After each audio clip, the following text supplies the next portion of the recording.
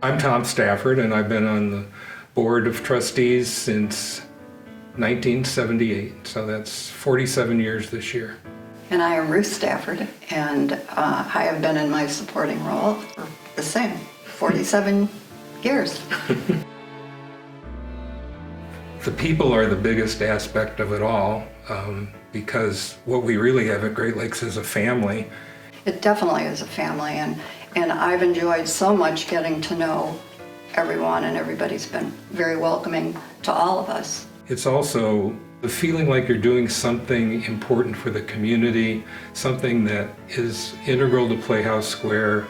That's why we came downtown in the first place in 1982, all to be a part of the rebirth at that time of Cleveland. And in those days when we first moved downtown, you know, we were the reason Playhouse Square, I think, my humble opinion, survived was because Great Lakes was there as the initial tenant in the Ohio Theater, and it brought people downtown, and it's turned out pretty well.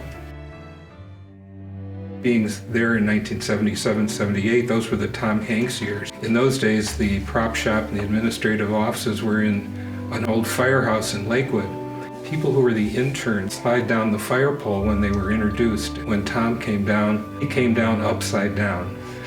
And you could just tell he was destined, because he got such a reaction from everybody. It was just hilarious. I think we all support things for different reasons. Just like I started out supporting Great Lakes because I felt it was important for the community to have the theater that Great Lakes does.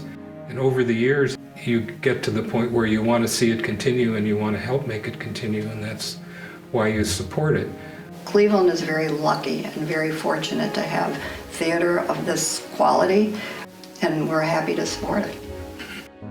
The education programs and importance of those to the communities. I mean, there's hundreds of classrooms literally that we're in every year. It reaches out into the community, and might be the community where people in this room live that are being supported. There have been many parties over the years that have involved a lot of people and introduced a lot of people to Great Lakes. We had such great leadership in Audrey Watts and Janet Neary and all of the many people, and the current people who have been doing the Backstage Bash. Great Lakes was always known for its great parties as well as its great theater.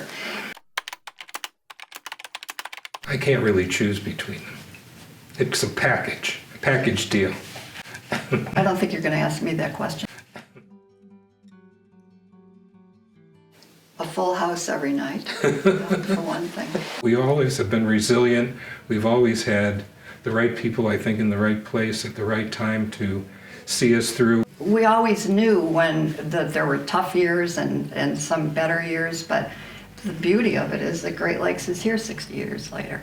My future look is that Great Lakes, as it has in the past, has the resiliency to overcome any obstacles there are, continues to present the quality productions that it does, and have the school programming it does, perhaps even expanding it if possible, and lives on well into the future. All's well that ends well.